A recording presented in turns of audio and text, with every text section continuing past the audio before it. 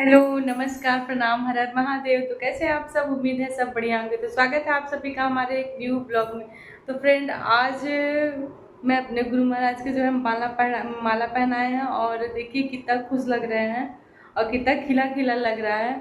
इनको मैं मेरे मतलब माला वगैरह पहनाने से, इनको गजरा पहनाने से मेरा पूरा रूम ऐसा लगता है जैसे खूब खिला खिला हो, और ये तो अलग से खुश हो जाते हैं। तो फ्रेंड, आज मैं खड़ा होकर वीडियो बनाऊंगी और आज कुछ अलग ही आप लोगों को बताऊंगी। तो आज हमने पहले से ही स्टैंड वगैरह मतलब बना चुके हैं। तो देखिए ये हमारा दो चेयर है और चेयर पे जो है दो पिलो रखे हैं, तकिया।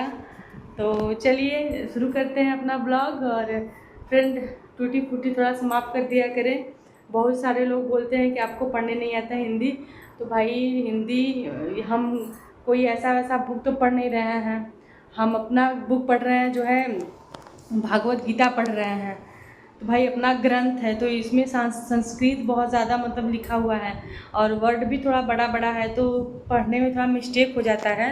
तो उसके लिए भाई आप सब क्षमा करें और हमारे वीडियो को ज़्यादा से ज़्यादा आप सब देखें और शेयर करें और बताएं आप सब कहाँ कहाँ से हैं। मैं तो यूपी से हूँ और ज़िला मिर्ज़ापुर से। और सतेशगढ़ आश्रम कौन कौन जाता है हमारे गुरु महाराज के वो जो ज़रूर बताएं मुझे। और चलिए वीडियो स्टार्ट करते हैं। तो वीडियो में लास्ट तक ज़रूर बने रहिएगा और वीडियो पसंद आए तो लाइक सब्सक्राइब ज़रूर करके जाइएगा। तो फ्रेंड चलिए।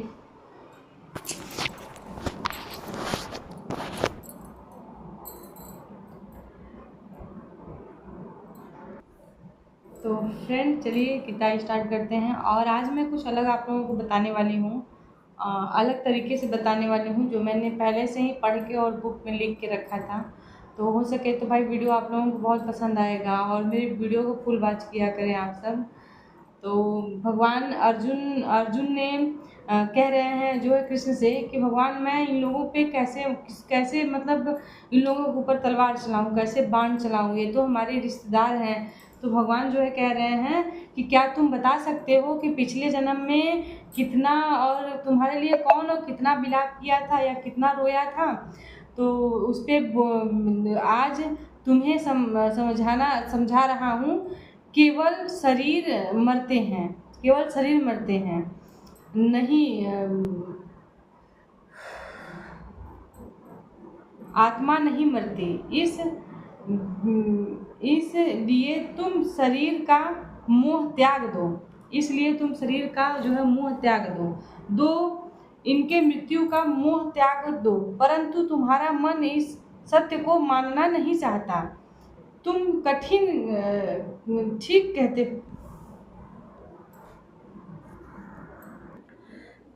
अर्जुन ने कहा कि तुम ठीक कहते हो अर्जुन, तुम ठीक कहते हो केशव, मैं तो तैयार नहीं है। कैसे मैं इन लोगों के ऊपर जो है प्रहार करूं।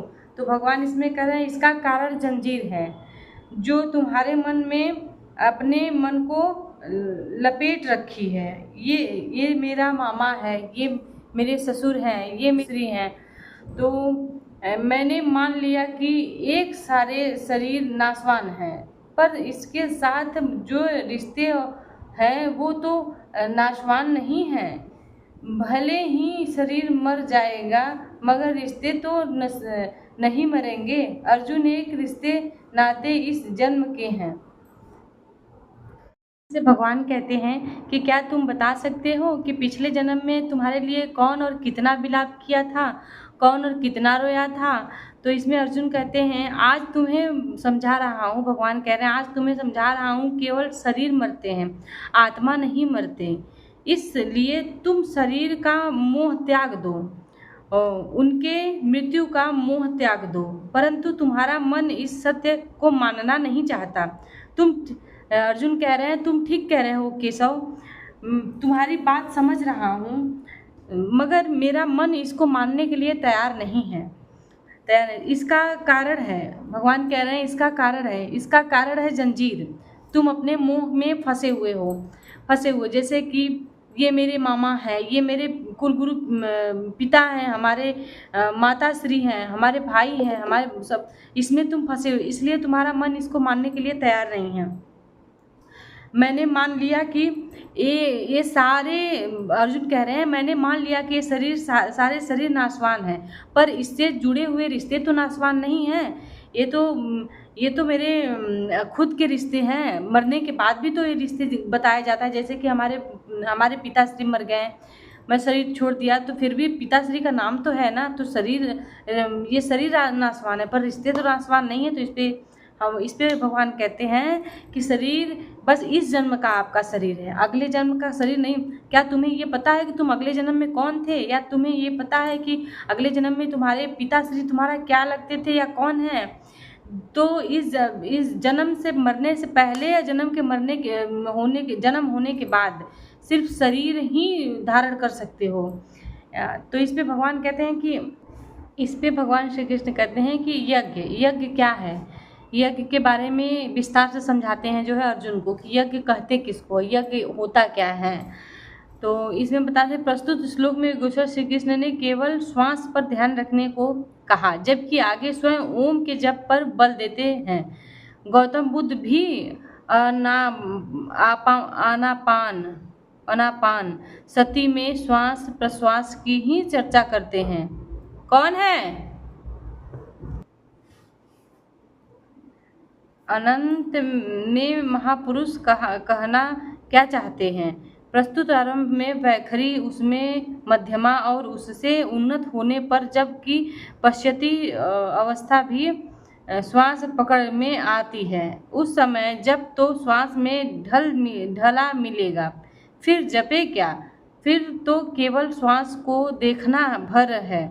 इसीलिए प्राण अपान मात्र कहा नाम जापो ऐसा नहीं कहा, कारण कि कहने की आवश्यकता नहीं है। यदि कहते तो गुमराह होकर नीचे की श्रेणियों में चक्कर काटने लगेगा।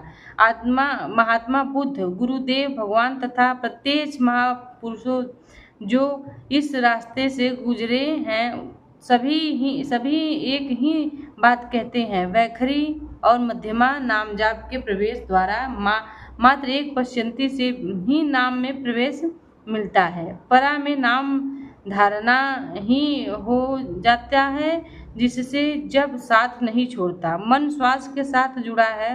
जब श्वास पर दृष्टि है, श्वास में नाम ढल चुका है। भीतर से न तो किसी संकल्प का उत्थान है, न बाहर आयुमंडल के संकल्प भीतर प्रवेश कर पाते हैं। यह मन पर विजय की अवस्था है। इसी के साथ यज्ञ का परिणाम निकल आता है।